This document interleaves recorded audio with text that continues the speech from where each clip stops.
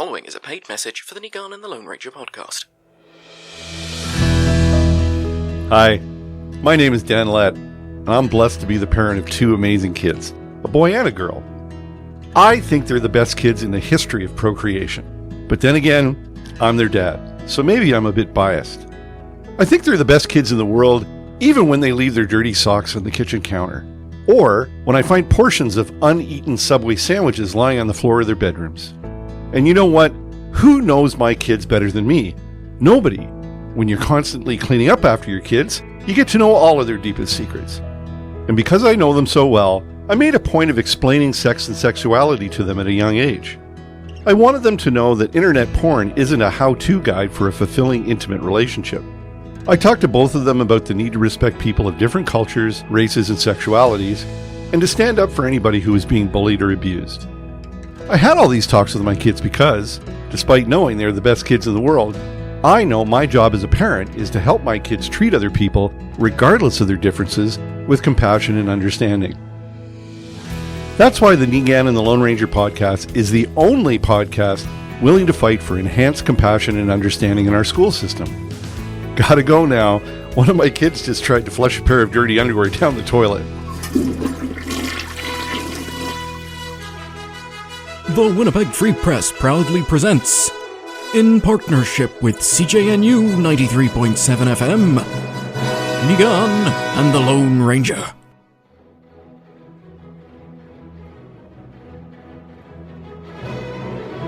Here are your hosts, Niigaan Sinclair and Dan the Lone Ranger Lett. Hi everybody, welcome to the latest election edition of the Niigaan and the Lone Ranger podcast. This week with 100% less Niigaan. That's mean, Dan. No, I know, but as we said, if you don't want people making fun of you, you show up for the podcast. And if you don't, well, you know, we know what happens.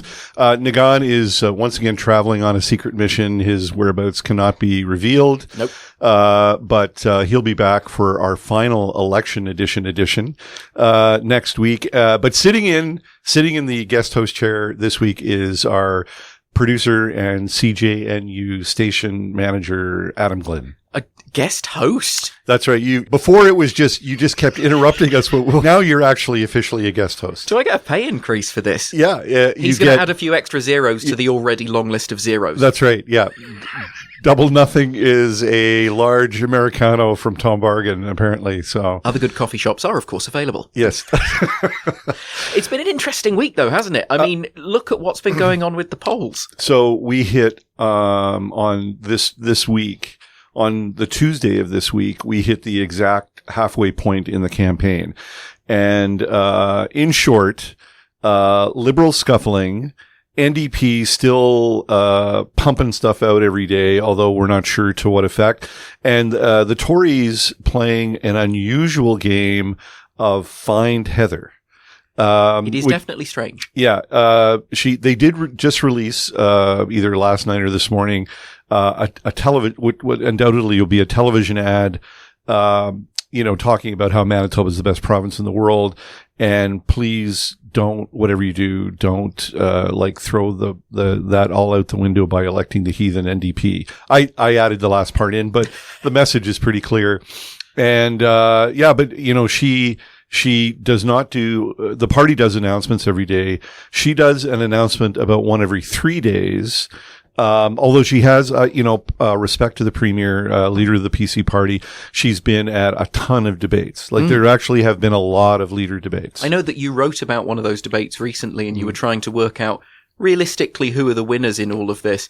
And I think based on having looked at the debate myself and read what you wrote, I came to much the same conclusion, which is it wasn't really revealing or engaging from any of them, although Dougal Dumont was probably the one who had the most stable platform to stand on because he doesn't have a record to refer back to in pointing the finger at both of the other parties. No, for sure. I mean, the television consortium televised debate will be taking place about 9 hours from now.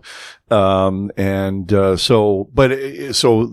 always there is always a slim possibility that someone's going to lay a shot on somebody else that's going to change the course of the election. I think a lot of us, thinking back, again, I keep referencing the 99 election, but in the televised debate there, in that election, Gary Dewar went hard after incumbent Premier and PC leader Gary Filmon on the vote splitting scandal of 1995. And there was an unfortunate cutaway shot where they went to the side and they had a picture of Dewar really going hard at Filmon, and Filmon had this unbelievably angry look on his face. Like it was, he thought he was off camera, and so it was a moment of genuine reflection. But I think the feeling was that the NDP had momentum, but that pushed them over the edge. That debate. And it's interesting because that speaks volumes about the medium through which the debate is being consumed. And there are stories about that going back to the 60s and 70s in US presidential races. But it's fascinating sometimes that when you can see the faces of the folks, sometimes it makes a difference, even if they're saying the same words. Yeah, I mean, the certainly all the news media coverage of all the different debates so far have sort of indicated that the leaders gave as good as they got.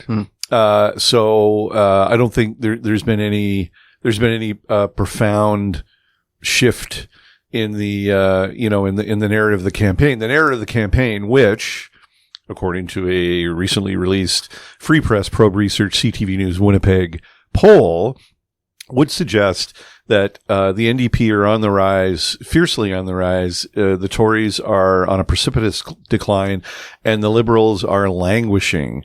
Right now, provincial party support. It's important to remember, too, that we went into this campaign. Our June poll showed the NDP and the Tories tied province-wide, and the NDP was still a significant double-digit lead in Winnipeg. This most recent poll, shows the NDP leading now province-wide 49% to 38%, with the Liberals at 9%. And in Winnipeg, it's kind of an unprecedented situation. NDP 57%, PCs 28%. And the Liberals, really running again below their 2019 result with only 11% support. So I will say this again. I say this in every column I write about every poll. The numbers are less important than the trend lines. If a party is showing momentum, that is more important than the actual numbers that we attach them. And other polls that have been released seem to show the NDP with momentum. I don't know about you, but as I'm driving around the city, I think I'm subconsciously making a mental tally of how many lawn signs I'm seeing. I'll be honest with you, I'm seeing a lot more for the PCs than I am for the NDP within the city, but I don't know if that's a sign of desperately wanting to get their presence physically out there versus the NDP maybe being more confident. I honestly don't know. Yeah, lawn signs, I will see your lawn signs, and I will raise you a campaign office. And so one of the things that I normally do before the end of an election campaign is I make a point of driving around to as many campaign offices I know in hotly contested ridings at 8:00 at night or later.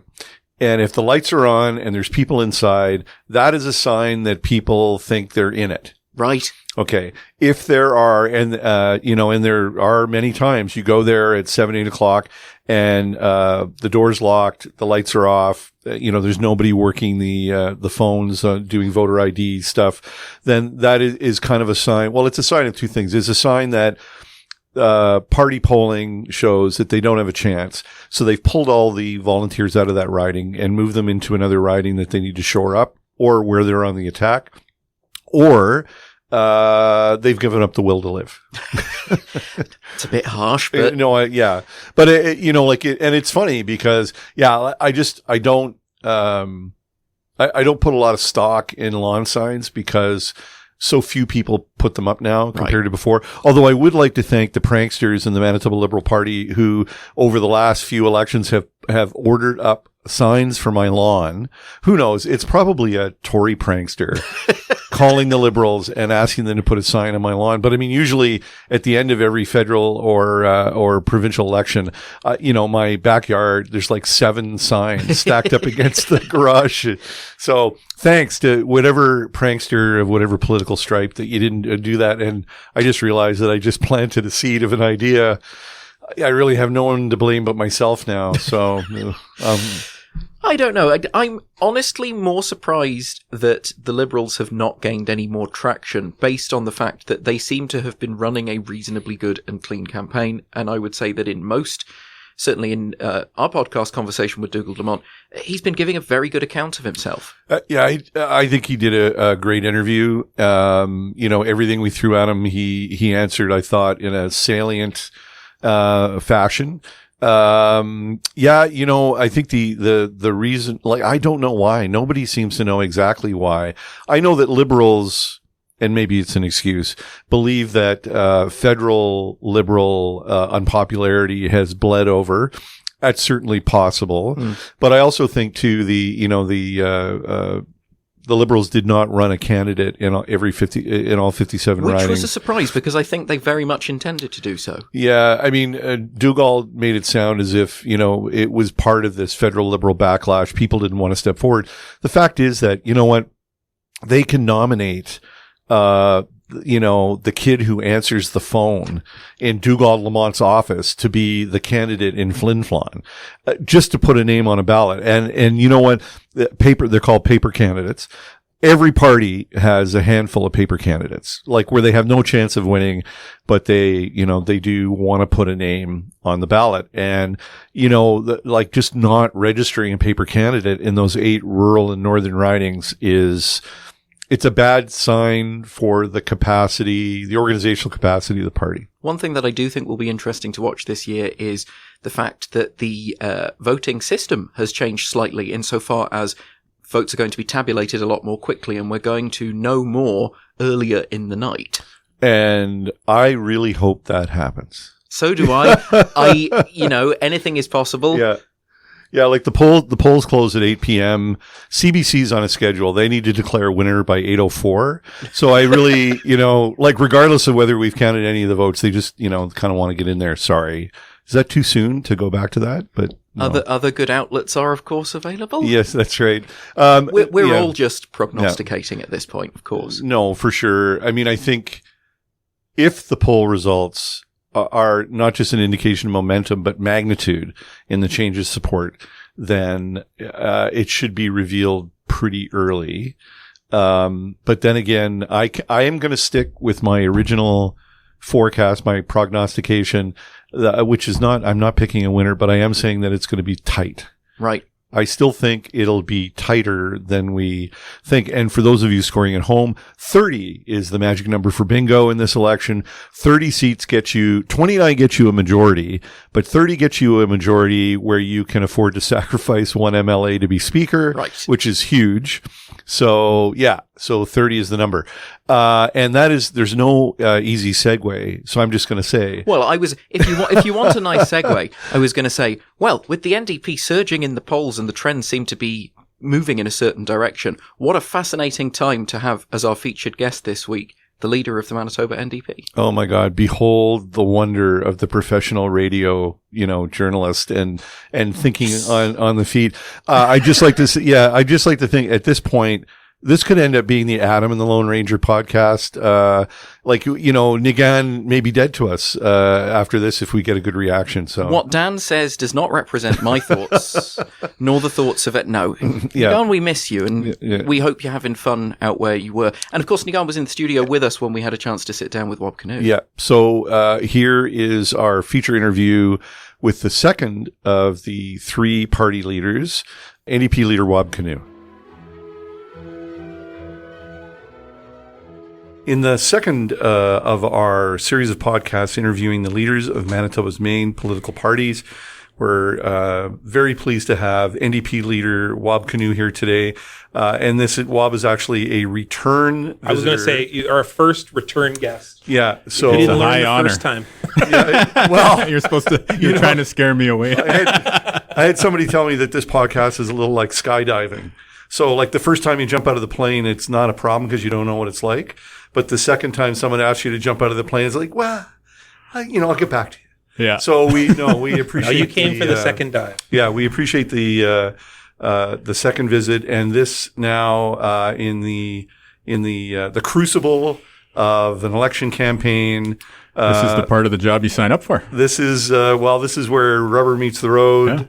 Yeah. Although I have to say, so first question out of the gate, by law, we have a fixed date election law, and it requires a 28-day campaign. And apparently the NDP, who are never happy with anything, so you guys wanted a 56-day campaign and started campaigning a full 28 days before the actual campaign started. So obviously that's a deliberate strategy. So catch the others off guard. You have too much to say for 28 days. Oh, there's a campaign slogan. What's the real strategy behind the strategy? Well, I think that we really want to get the message out to Manitobans is the basic thing. And so as soon as the government went into the blackout period, we decided to launch our campaign. And we think that the more time that we have to travel around the province and talk about our ideas and to lay out our plan, the better it is for us. And I think the PCs probably calculate the opposite. They want a shorter election campaign. They want lower voter turnout. We want higher voter turnout as the NDP. We want more people engaged. We want more people talking about the issues. So that's why we launched our campaign early. And it's been pretty great to talk to Manitobans. It's been very positive so far.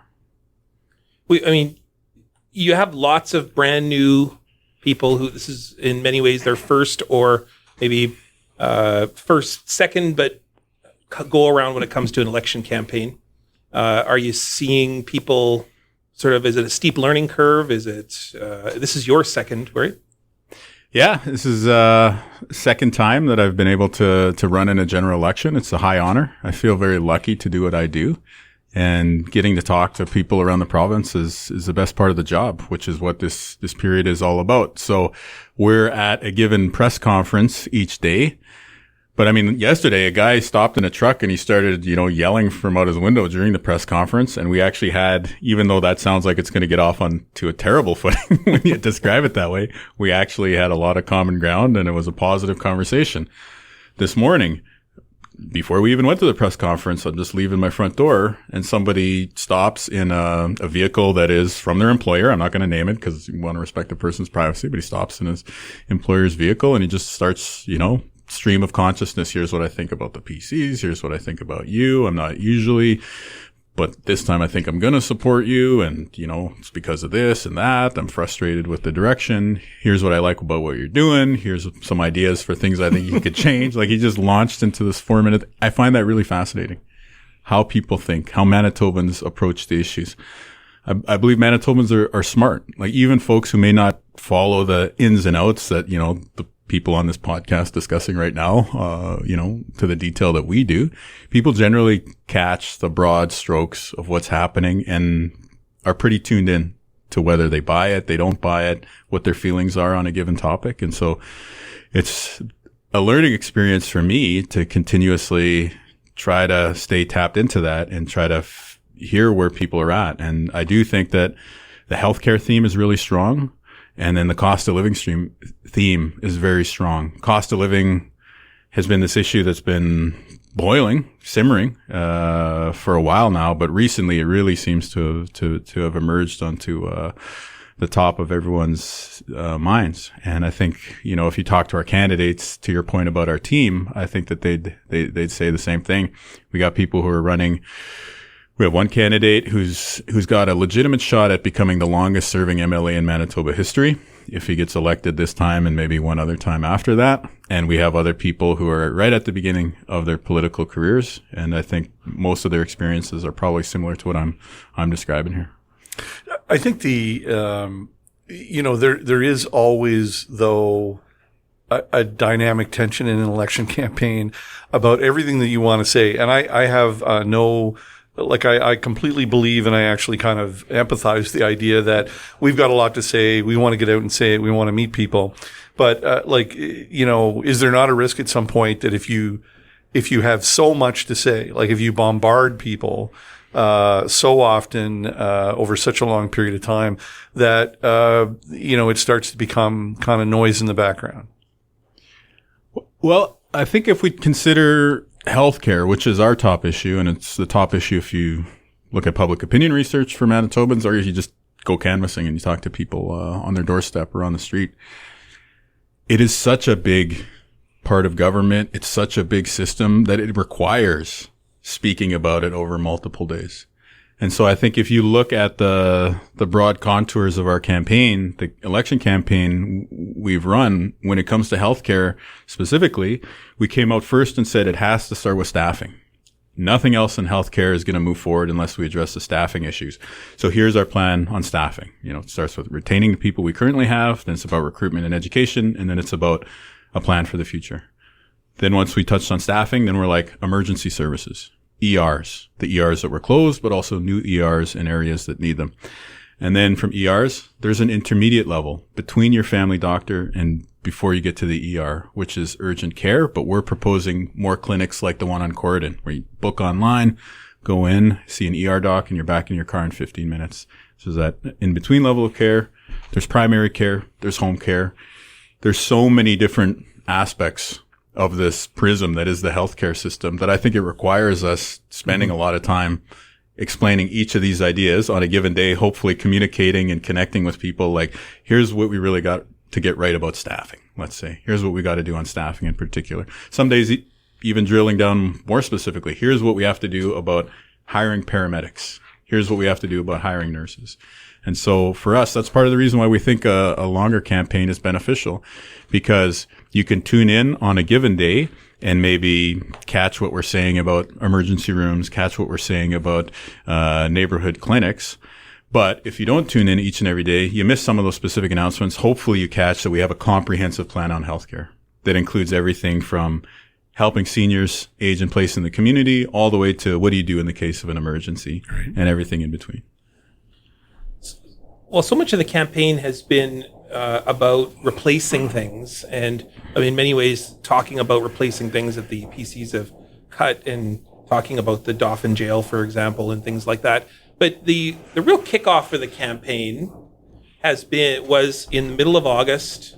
I think all of us in the newsroom at the Free Press were notified of a big speech that you were giving at the Canadian Mennonite University, and well attended, broadcast online, and it was really a speech that was meant to address crime, which I think is also maybe number 2 of people's concern on the campaign trail after healthcare, but turned into a speech that really talked about your vision as a premier for all Manitobans.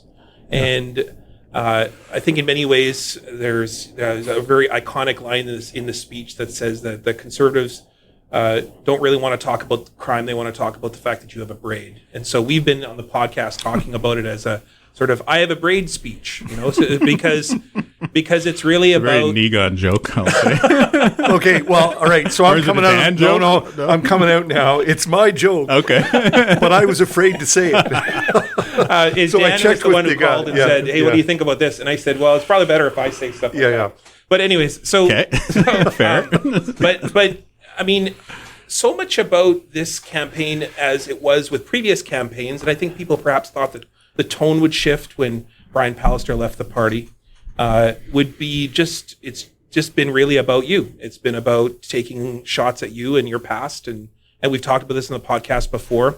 Was that speech meant to divert? Was it meant to address was it really meant to address crime, or was it meant to be this speech to give hope to Manitobans about who you are and what your vision is? I think it's both.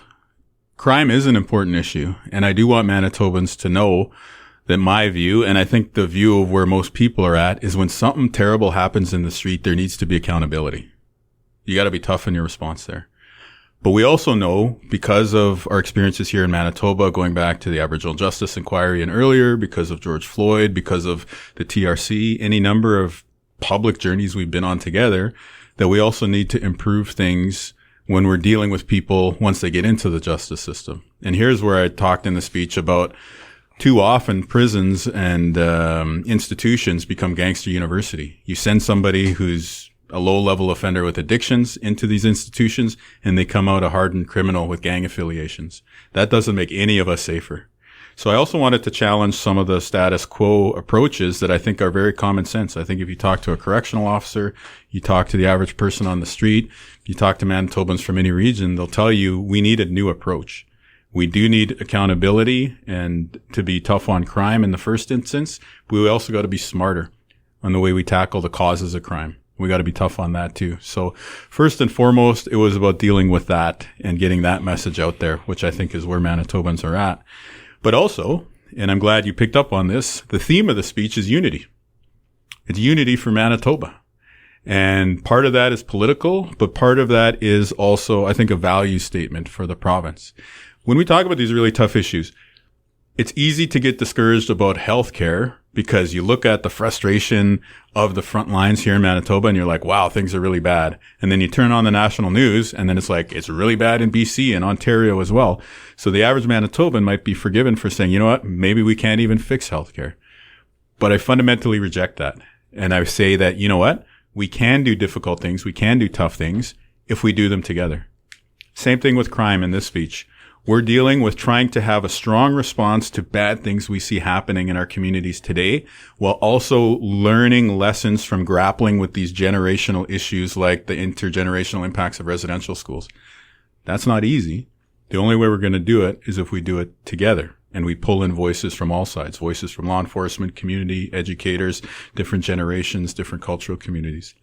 And so really at the end of the day, there is a political message in the speech, which is that one of the choices that you have in this election is not just who's going to close ERs, who's going to open ERs, who's going to, support schools, who's going to cut schools. One of the choices you have in this election is who's going to divide people in very cynical and targeted ways to try and eke out little marginal increases in vote share, as the PCs are doing, or who is going to run on a proposition that Manitobans are all one people and we're all in this thing together.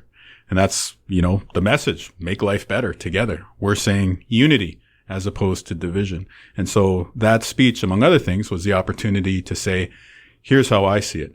I'm the son of an Indigenous father and a non-Indigenous mother. I'm somebody who's had amazing experiences within this cultural community, but I'm super humble at the amazing opportunities I've been given as a Canadian. And if nothing else, I think my life experience, the entirety of my past, if you will, has given me the motivation and desire to try and bring that out of other people and remind other people in this province that this is a great place when we work together.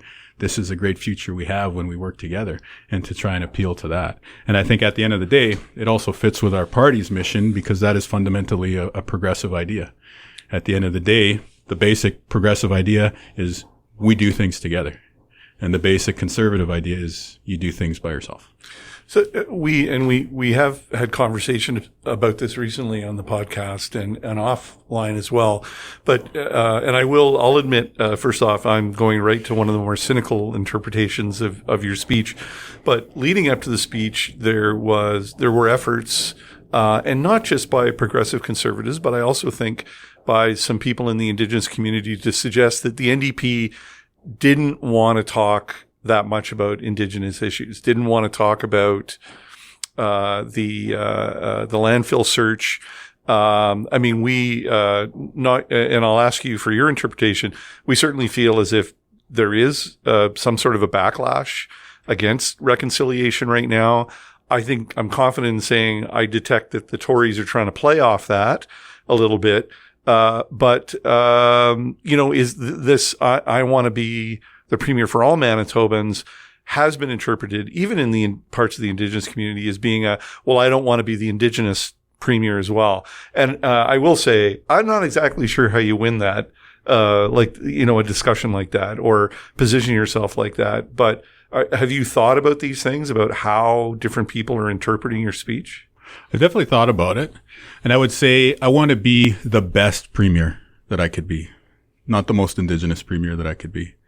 And so absolutely, I hope that I have a role in helping young people, including young Indigenous people, know that achievement is possible. But I want to fix healthcare and balance the budget and make your life more affordable. Easy statements to make, very difficult things to implement in practice. And I hope Manitobans evaluate me along those criteria, along the merit of my suitability and ability to deliver on those tasks and to make their life better. And that's why I'm running. So yes, my Indigenous identity, my Anishinaabe identity is part of who I am for sure, and is part of what I'm putting forward in front of people. But I won't be able to fix healthcare because I'm Indigenous. I won't be able to balance the budget because I'm Indigenous. I think I will be able to do that if I have the necessary skills to work with the people who run the healthcare system, who run the government, if I have the necessary ability to reach out and bring people together. Yeah. Being Indigenous is part of that. That has certainly formed in to me building those things over the years. Has the backlash, I think that's a really interesting idea. Yeah. I don't think it's a backlash. I'll say that. I understand what you're seeing there. Yep. I see, when you download a big file on the internet, your file is 50% loaded, 60% loaded. Reconciliation is 50% loaded. It's 60% loaded. I don't think it's a backlash in the sense that I don't think we accomplished reconciliation and then people liked it and now there's a backlash to it, because I don't think we've fully realized as a society what reconciliation is meant to deliver. I think they really got it right when they chose the phrase, every child matters. To me, that is a very clear articulation of what reconciliation means. It means when we get far enough along this road together on reconciliation, you are going to live in a Manitoba where you're like, yep, every kid has an equal shot at becoming a medical doctor. Every kid has a chance to be a CEO or to play on the Jets, whether you grow up on a reserve, in the inner city, in the suburbs, up north, in rural. Every child has the same potential, right? And what's going to determine how far they go is how hard they work, how smart they are about the moves that they have to make, how respectful they are of other people. So I think what we're really seeing right now on issues like the landfill search, on other issues that become hot topics in between Indigenous Manitobans and other Manitobans, is we see we're still on the journey towards reconciliation. We haven't fully arrived at a point where everyone has that same facility or understanding or ability to put themselves in someone else's shoes or someone else's moccasins. We're still on this journey. We've taken important steps. We've taken important strides. But if you think of that progress bar, it's still loading. And it's by no means going to be an easy journey. Some files are really big and really slow things down. And I like that metaphor. I'm thinking a lot about it right now. But also that to be an Indigenous premier would be to look at everyone, right? And to think of everyone. So I think that it's, as you pointed out, it's impossible. You don't just leave that at the door when you become the premier. And turning into it, I think, is something that it was an important step in this campaign, because I was certainly being pointed out for you. I think this is probably the most remarkable Manitoba election for that. But in so many ways, it's led up to that. If we think about the reason that Brian Pallister was removed by his own party, it was directly because of the comments around Indigenous peoples. The fact is, you have to be able to govern a place with a significant amount of Indigenous peoples. And so Manitoba, in lots of ways, will be that forerunner for the country, but also the culmination of a long history of Indigenous foundation in this place, which then cares for everyone. Yeah. I think that's an interesting perspective. I want to ask you about some fiscal stuff. Can we move on to fiscal stuff? Fiscal is good. Who wants to talk about fiscal stuff? Yeah, I do. You've promised a lot. I think the typical stereotype of people saying things about the NDP, the number one thing I hear out there is that spend, spend, spend.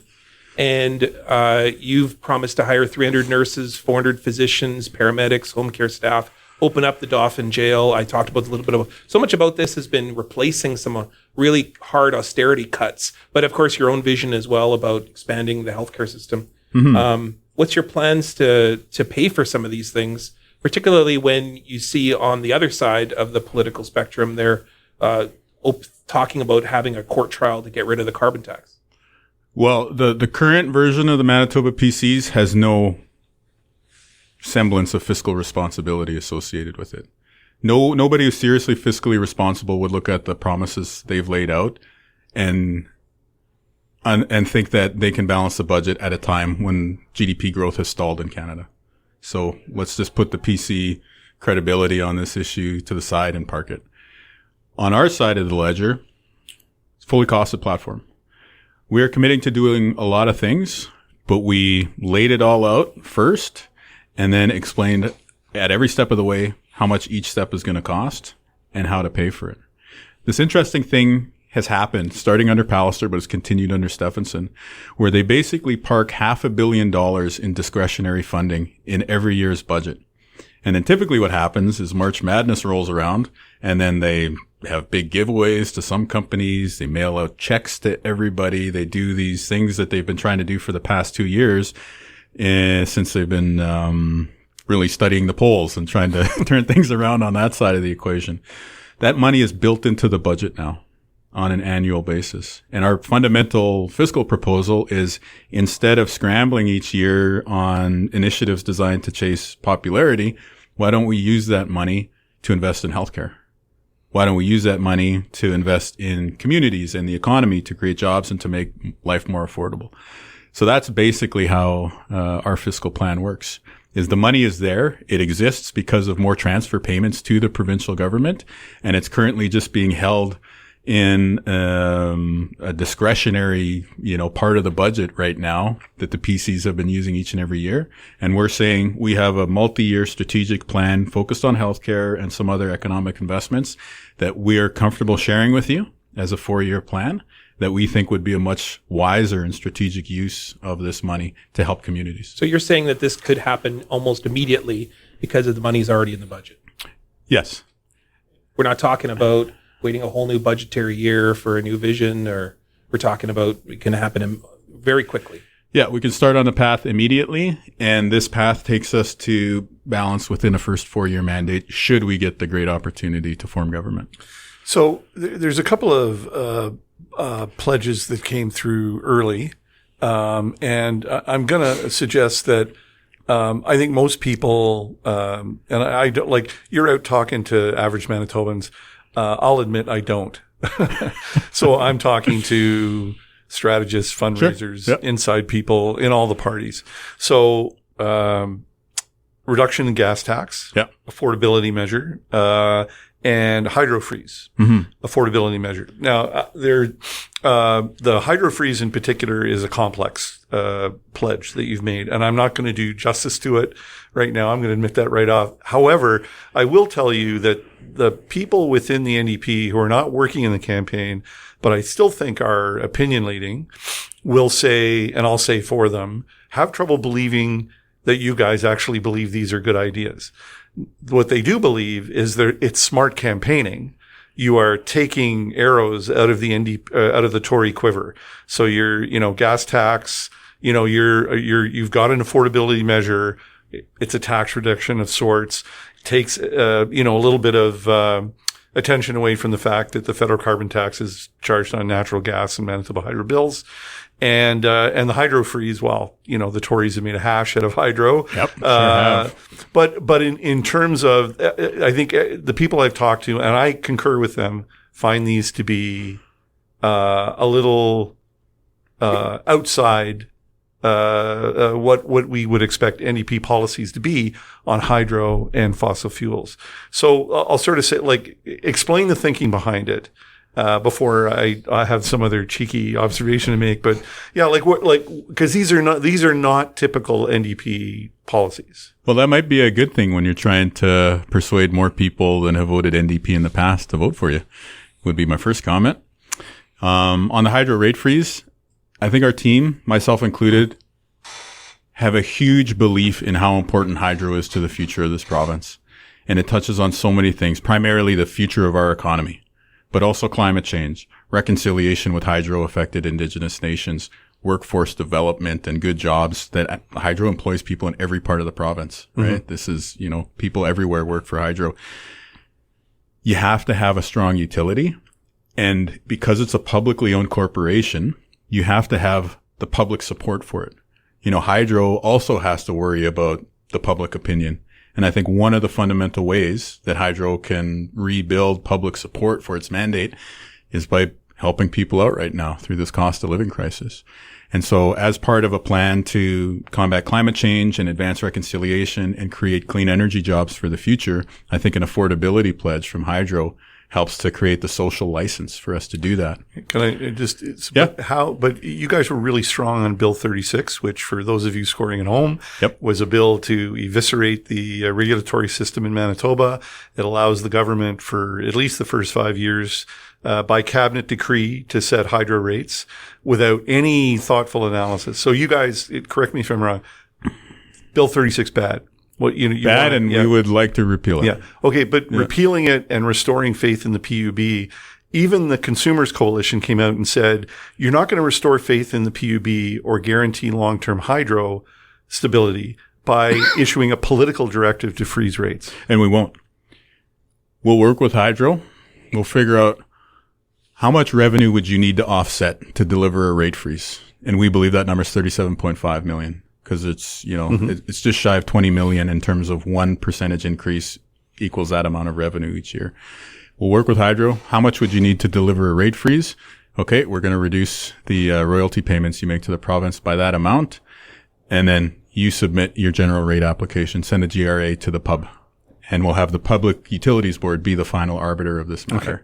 So I do think it is consistent with a rebuilding confidence in the pub process. And then, that takes us to the gas tax, because half of the gas tax thing is to cut the gas tax while people are living through this inflationary period, this cost of living moment. But the other half is while we cut the gas tax, we also want to bring gasoline prices within the purview of the Public Utilities Board. Because I think the experts, including some of the people that you're referring to there, would agree that there's a market failure. And here I apologize for making everyone remember their first year economics courses, right? But it's clear that there's price gouging going on, even if we're never going to get that smoking gun that this company colluded with that company, because I don't think we'll ever find that smoking gun. But it's clear gas prices move in unison in Manitoba, and they move in unison in a way that is not correlated with the price of oil. So the price of oil could stay flat heading into a summer-long weekend, and then gas prices mysteriously spike at a time when everyone's going to gas up to go drive to the lake.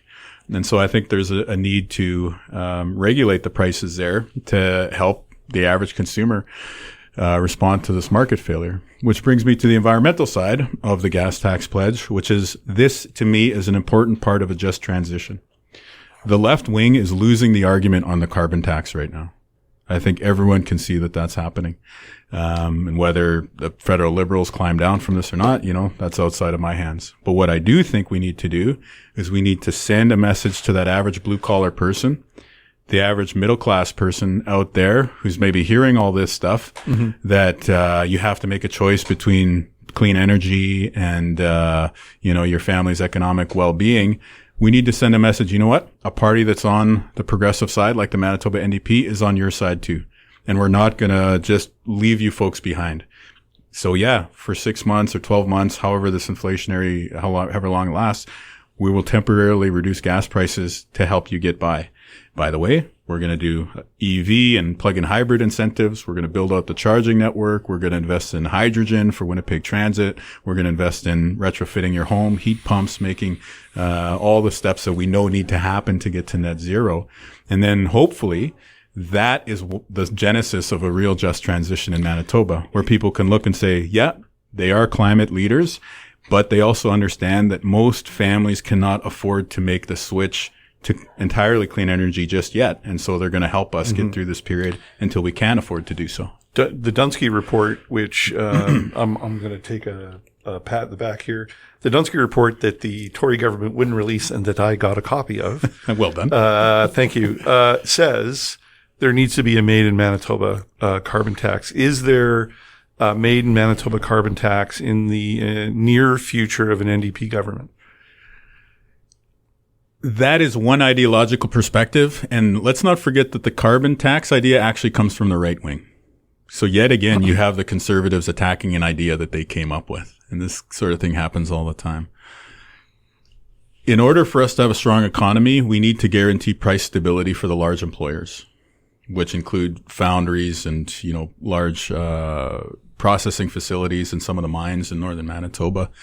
And so there, I think we have to look at an approach that is going to be consistent for them in the future, and that is basically guaranteeing stability for their operations here in the province.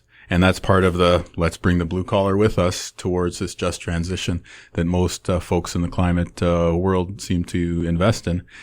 And I think we should have a serious conversation in Manitoba about alternative approaches that deal with the consumer. And here's what I want to predicate this argument on. When I was going to school, which is more than a few decades ago now, and I was in these undergraduate economics courses, and you tell me if you heard the same thing. We always had the prof saying, you have to make the big polluters pay. You have to make the big polluters pay, because right now, until they internalize the externalities, was the quote of the day, until they do that, they're getting a free ride, and pollution is going to increase because they don't have to bear the true cost of their actions. So that was the argument. A few decades ago, the argument was, we need to make the big polluters pay. What we ended up with was a regime that makes the consumer pay. And the big polluters are just as, if not more profitable than ever. So I understand the urgency that people who are climate conscious feel, and the protective kind of sentiment that, like, we think we may have got a win here and we want to protect it. But let's look at it from the perspective of a just transition and trying to ensure we bring people along. Is making the consumer bear the cost of the big polluters' actions the ultimate be-all, end-all of climate policy? Or should we be looking at other tools in the toolbox? And so I think maybe a group like Dunsky could return with a few more suggestions along those lines. So, but one thing that we haven't quite gotten to at this point is perhaps maybe while we're talking about fiscal responsibility or how we're going to pay for things, is that the key? Is that the key to get big polluters on board or get corporations on board? You've spoken, you've been accused anyways of shifting your position on mining as being now you're favorable of mining. Maybe you've always been favorable of mining, but certainly the Conservatives have said that you've flipped on that. Is it that mining is the gateway in Manitoba? Is that, we all know that lithium is in the north. There's this big move for EV vehicles. And Eastman. Billions of dollars in Ontario investments that we're seeing in companies and so on. Is that the key for Manitoba, is to get on the board for mining? Because obviously you're never going to talk about sales tax, and the NDP relationship with sales taxes are disastrous. Nor would I will never raise the PST. And I don't think a value-added tax is the right approach for provincial government. By the way, this happens all the time in the legislature. Anytime we do a press conference, the Tories have people walk by with heavy for those listeners boxes. Right now, I don't think this was coordinated, but we have custodians who are they're doing important work, but they're pushing loud carts behind us. We refer to it as radio verite. Yeah, it's where we want you to have the full. Right now, so. Because we had a chance to do it right out in front in the driveway of the Fairmont Hotel. Could have done it at Portage and Main. Anyways. On mining. Yeah. Mining is should be a really strong part of Manitoba's economic future. You think of communities in northern Manitoba in particular where people want to work, but there are not enough jobs. How are we going to deliver jobs in those regions? Mining is potentially one of the answers, along with things like hydrogen and, building up broadband and things like that. When it comes to getting the balance right between the environment and mining activity, there's basically an equation that we need to solve as a province collectively, which is how much activity can we pursue that advances the global goal of reducing greenhouse gas emissions without negatively impacting our local environment. And I would say there is probably a lot more economic activity we could be pursuing right now that would get these elements for electrifying transportation, building solar panels, building the microprocessors that help to do all the complicated, environmental regulation of buildings and things like that. There's probably a lot more that we could be pursuing and developing here in Manitoba that would help lower GHG emissions overall. And if we can do that in a way that doesn't negatively impact the local environment, whether that's a lake or whether that's land or whether that's the air, then I think that we should do so as part of a climate conscious approach. And I think about it on the personal level as well. I'm somebody who believes in water on a plane of Indigenous spiritual awareness. I'm somebody who picks wild rice and fishes and hunts with my kids, and I do all these things. And there's a mine, gold mine, New Gold, that moved just upstream of our home First Nation about a decade ago, and I had concerns. What's it going to mean for us who live downstream and do these activities downstream? But when I saw the guys who I grew up with, who up until then were either only commercial fishers or could work for the band or who were on assistance, when I saw them get good paying jobs and start to drive nice vehicles and take their kids to Disneyland and turn their economic situation around, and the communities were able to negotiate environmental guarantees and we're still able to practice our way of life today, I started to recognize, you know what? There is a path forward here. And so right now we're in a global moment. If we zoom out from the province to look at the global perspective, Europe is pivoting away from Russian gas because of the war in Ukraine. America is trying to play catch up with China on critical minerals because China has effectively sewn up so much of the world's supply. And so we have these two huge allies and trading blocs that are searching for low carbon economy fundamentals. Manitoba has the ability to be a key supplier. We can supply hydrogen to Germany and the rest of Western Europe to displace Russian natural gas. We can provide critical minerals to the United States of America. And by the way, we can say, relative to other jurisdictions that you may source these things from, we can do it with higher environmental standards here, higher labor standards, higher human rights standards. And I think that's the value proposition that could grow Manitoba's economy from where it is now to being hopefully a powerhouse, but at the very least a showcase where people could look at Manitoba and say, you know what? A province of that size was able to have an advanced growing economy and make the right moves to build up a low carbon economy for the future. And I think that that's the fundamental vision that we're trying to pursue and lay out for Manitobans as our economic plan. I want to touch on a couple of healthcare issues that you guys have been very active on. I'll start first with the reopening the ERs, which is an issue that I've written so much about it. I can safely say I'm tired of hearing my own voice on the subject, but I think it is fat. Like I think the idea and then how the Tories executed on the idea and the result that that's had, particularly on the nursing. Like I'm thinking about going back to school or writing a thesis but it's been fascinating in a negative way. Because these issues are connected. Reopening the ERs. So I'll submit to you that the original plan to close the ERs was actually a pretty good idea as an idea. And it was responding to some very real problems about the fact that Manitoba can't attract all the medical specialists that are needed and all of the nurses in specific fields to staff 5 or 6 fully staffed ERs. We don't have those people. The chance we're going to get them is remote. You've promised to reopen the 3 ERs. But to do that, you're going to have to find the people. Yeah. At the very least, that's staffing inaccurate. Has to come first. Okay. Yep. So, but I'm just wondering the reason why, because this idea came from a report that was commissioned by the NDP, and they commissioned the report because they couldn't find the people to staff 6 full ERs.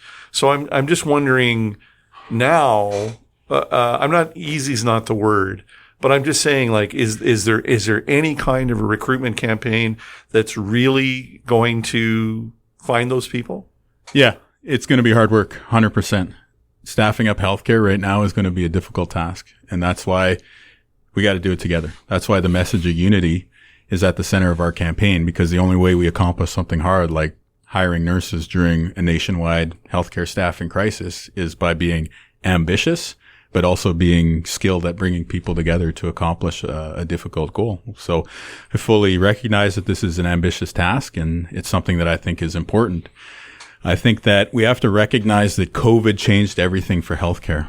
So all the reports and opinions that existed prior to the pandemic, I don't think are as relevant today, because maybe one of the most important proof points is the beds that we lost when the PCs closed the emergency rooms are a big part of the reason all of us had to stay indoors during the third wave. All of us had to stay on lockdown for longer because of that. Mm-hmm. And so that was a very direct firsthand experience most of us had with how the healthcare cuts took this province in the wrong direction. I also want to clarify, I fully recognize everyone talks about this as reopening ERs, and I just want to keep giving the college try that these are new ERs at the same sites. And you may think that's a little cute, but I'm serious about it in the sense that this is about building Manitoba's healthcare system for the future. Mm-hmm. And these emergency rooms are not going to look the way that they did in the past. So at Victoria, a big part of the proposition there is that this is a geographic issue. You have a huge population, nearly 250,000 people in South Winnipeg and surrounding communities like Oak Bluff, who don't have an emergency department close by to serve them. And so we need to stand up an emergency room there to meet the population needs and growing population of this part of the city and province, along with some other things like a fire hall and things like that. Seven Oaks right now, at that site, a huge amount of paramedics and ambulances are tied up each night transporting dialysis patients from there to the HSC or from St. B to Seven Oaks. So the idea of putting a new emergency room there is about building up overnight dialysis capacity, advancing the monitoring capabilities, about giving them the tools to be able to take care of the very sick patients that they have, with that being our kidney hospital, our kidney center of excellence in the provincial hospital network. And so that's about reducing interfacility transfers. So not only do the patients at Seven Oaks get better care when we deliver that, but you free up so many paramedics and ambulances that consequently then improve response times around the city, which takes us to Concordia. And at Concordia, you've got one of the best hip and knee teams of surgeons anywhere in the country, nationally recognized, nationally renowned surgery group at the Concordia Hospital that when the ER closed, lost the ability to do more complicated surgeries. And now they just do the relatively straightforward hip and knees at a time that we're in a surgical backlog, surgical wait time crisis. So you put the ER there, more beds, more enhanced monitoring capabilities, higher nurse to patient ratios. Now you take the shackles off that surgery group. That surgery group can do other forms of joint surgeries. They can do the more complicated hip and knee surgeries. And that's going to be a significant part of reducing surgical wait times going forward into the future. So the fundamental proposition is, yes, we need to repair the mistakes that the PCs made, but we're also very strategically looking ahead at what are the future needs of healthcare in Manitoba and targeting these investments towards meeting those needs. I don't think it would be an exaggeration to say as well. And in saying this, you got, like, we're talking about, you guys have made a big announcement on nursing. But, really the ruination of the relationship between government and the nursing profession over the last 6-7 years is probably the major reason why we'll never know if Peachy could have worked. Maybe Peachy could have worked, but we'll never know for sure. And COVID. Yeah. And COVID for sure. So you guys, I think it's a consensus among the parties actually that something has to be done. Nurses have retired. They fled the province. Yeah. But more importantly, potentially thousands of them have left to work in the private sector where they have more control, better pay. So I will say from talking to my friends in the nursing industry, profession, I actually think it might be the Jacques Parizeau lobster trap. I think once they got out of the public system, the idea of offering them anything to come back to the private system, it's unfathomable. But I'm not saying it's not worth a try. But so do you actually have a clear idea of what those nurses want? like really want I believe to bring them back en masse. Yeah. I think it requires a change in government. I think it's a Humpty Dumpty situation. The people who broke it are not going to be able to fix it. And so you do need a new government to do this, because I think there are, we could call them the straight up HR initiatives, more work-life balance, more competitive wages, financial incentives, ending mandatory overtime. Those are straight up HR initiatives that for sure we're going to pursue. The fundamental proposition of what we're putting forward in front of nurses and other people working in the healthcare system is a new culture in healthcare. And right now you have the one criticism in common from all the doctors who've spoken out and written anonymous letters or group letters, all the nurses, all the folks who've spoken out, is a complaint about healthcare leadership and elected officials, but specifically directed at healthcare leadership, that they don't listen. And that this group of people who by their nature as healthcare workers are willing to step up and go above and beyond are instead being demoralized because they're not being listened to. Their local, relatively easy fixes for local issues are being cast aside, and all they get are the straight talking points from shared health or from ministers or from senior health system leaders. And what we're saying is, in addition to providing the flexibility and support for those on the front lines with those HR measures that I was talking about, we also need to bring in a culture that demands accountability for the senior levels of the health system bureaucracy. More flexibility for the front lines, more accountability for the people on the top of the healthcare system. And then we'll say very clearly, fix staff morale, fix the wait times. And if you can't, we'll find people who can. And I think that sort of culture shift that reemphasizes the front lines, that reemphasizes the nurses, the aides, the healthcare professionals, physicians, I think that culture shift is a necessary prerequisite for us to be able to advance healthcare staffing in the province, because I think your contention might be right. It may be right that just putting more money at the current approach is not going to solve anything. So the one thing we're proposing, which, apart from investments, is let's change the culture in healthcare. Let's change the culture of leadership in particular, insert more emotional intelligence into it. Or if you prefer to talk in terms of let's have leaders who can actually lead, people who can listen and negotiate and validate and bring people along. Let's bring that into the healthcare workforce, because I do think there's an element of truth that Manitobans understand that more of the same, just tried harder or with more vim and vigor, is not going to deliver us the results we need. We need to change something more fundamental. And to me, it's the relationship between the people who run healthcare and the people who actually deliver it. So we've got one question left. It's at times perhaps uncomfortable. It's an uncomfortable question, but I think in our can't wait. In our all the questions have been so comfortable so that's far. Right. But in our last podcast, Dan, our archival researcher, and we don't like using the word nerd on podcasts, but nerdy Manitoba historian on elections, pointed out that in the 1999 Manitoba election, 16,000 votes determined about a dozen seats or so. It was a 16-vote swing between the Tories and the NDP on about 17,000 votes difference province-wide. There's the specifics there. Okay. This election is looking very similar at the current time. If the polls are correct and the margin of error is reachable between the two parties, we're looking at a very similar amount of support for the Conservatives in the NDP. And that leaves the potential role of the Liberal Party, which is a rare thing in Manitoba politics, going back to the days of Sharon Carstairs, perhaps. And we previously had on our show Dougald Lamont from the Liberal Party, and we asked him the same question.